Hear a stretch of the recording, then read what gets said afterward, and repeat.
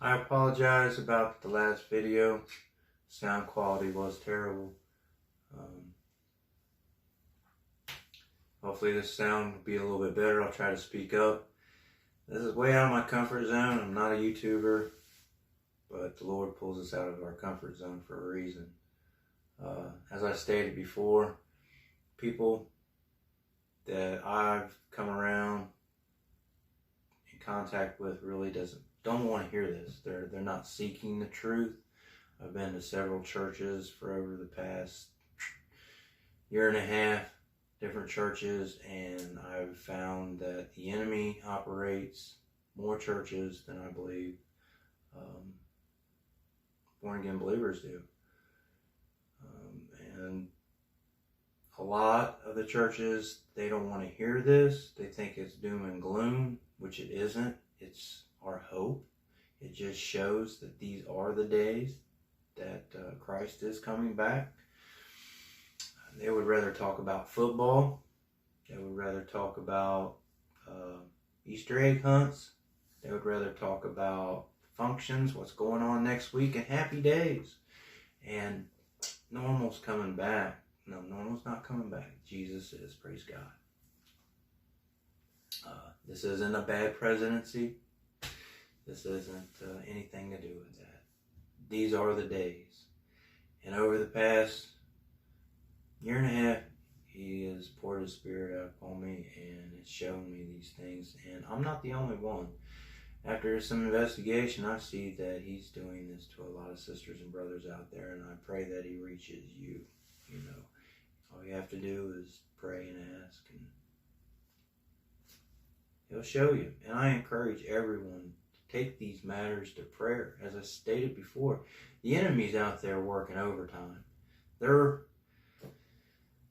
They own more churches, I believe, than God-fearing people do.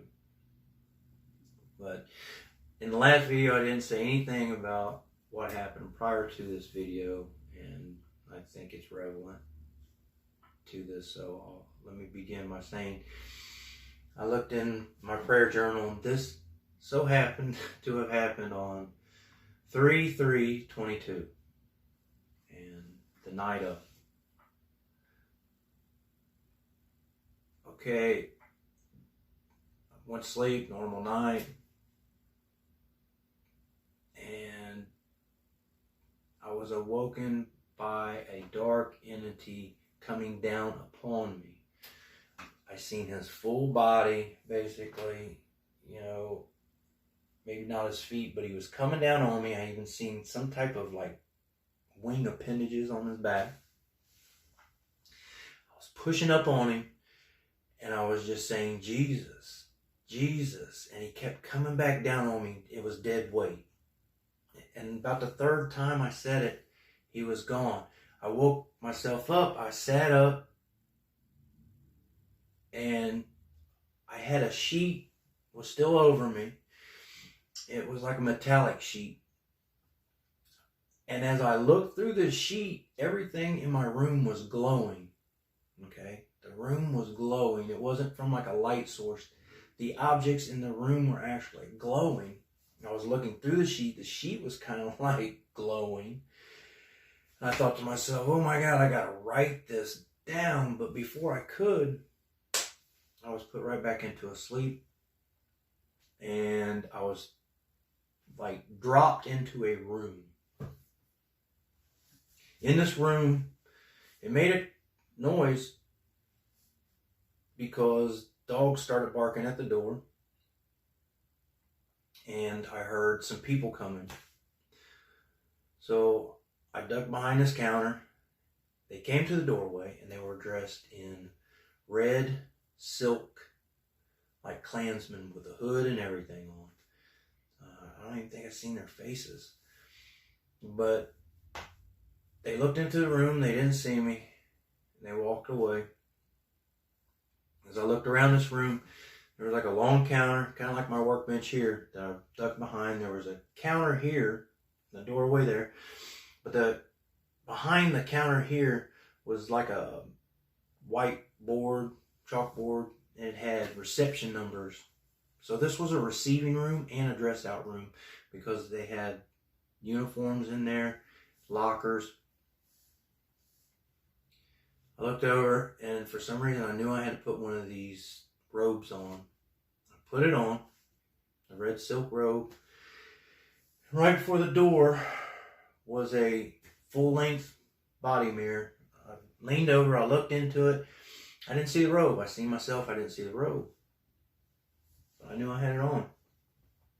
Okay. I opened the door, and as soon as I did, the dogs just ran off. Like, oh, nothing to see here. These dogs were hellhounds. There was 3 of them. 2 or 3. They were nasty, black. Their hair was coarse. In fact, everything, the air was polluted. You could just feel the doom, the nastiness. Everything was just like black, gritty. Dogs ran off, and as soon as I looked down, there was my dog. Now, my dog is grayish blue. No big colorful, but he stood out like a sore thumb. He could have been yellow, bright yellow, as much as he stuck out, and he was loving. He was looking at me with bated eyes, like waiting for his master to come home.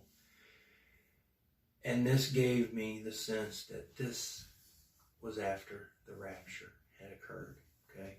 There is nothing loving in this world at this time. I look back, he's gone.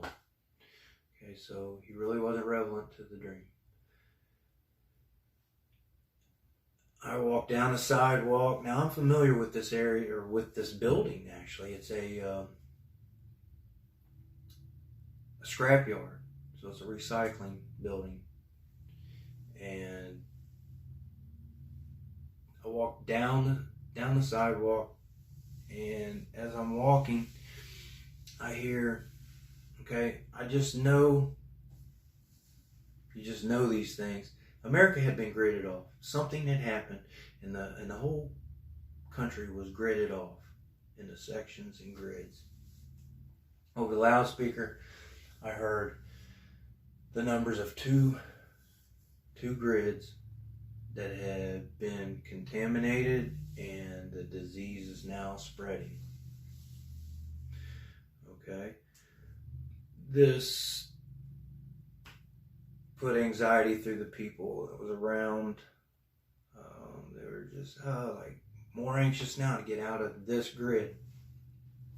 They were hurting people like cattle. Okay. I walked into this pole barn. Okay, it's new, fabricated, all aluminum, whatever. It was a pole barn. I walk in, and it's packed full of people. These people are unhealthy. They're unkept. They are agitated, and they are aggressive. And they're just packed into this building. They don't have nothing but the clothes on their back. I look against the wall. There's these water bottles, these like 2 liters, and just anything they could find to put water in. I walked up, and I wanted to see what the heck are they drinking. So I'm looking at it, and I'm like, oh, I can't believe they're drinking this. But before I could do anything else, I heard someone shouting out, hey, that's my water. Put it down. And I had an orange cap on it. And I don't know what the relevance is of that orange cap. But I didn't remember taking a cap off the bottle.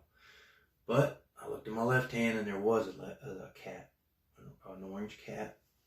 So I put the bottle back down, and it wasn't the cap to the bottle,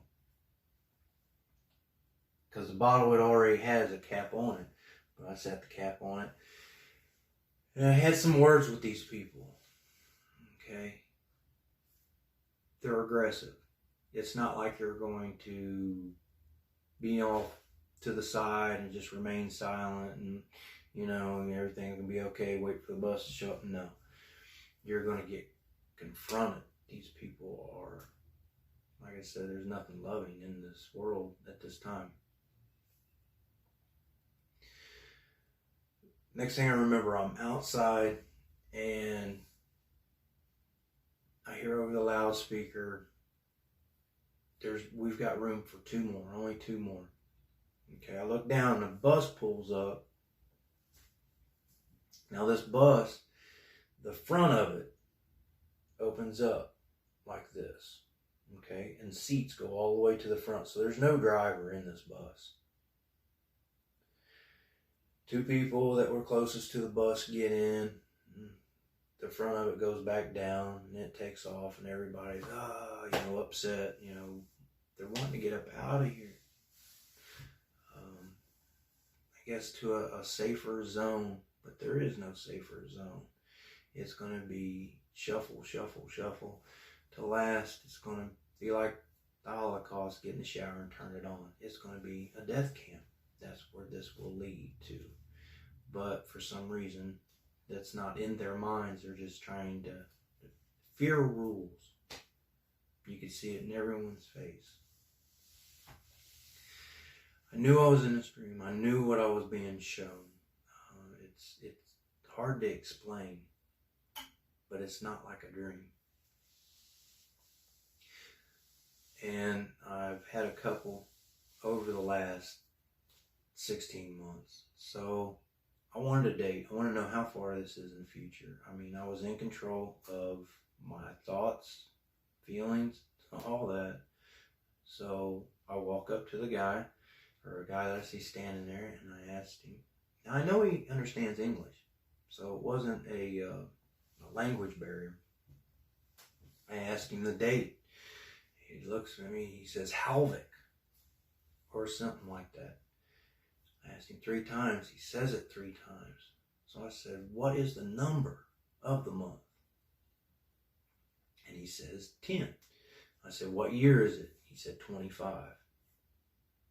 So I had my date. Not a date setter. I just know that this was after the rapture. So October 2025. I pray no one's here. All the sisters and brothers are going to be gone. The true believers in Jesus Christ that have their hope and that are looking forward and have repented and that aren't holding on to this world. They're going to be gone by that date. Praise God. I pray everyone takes this to prayer and test all their spirit, all the spirits out there. Your pastor, what's he talking about?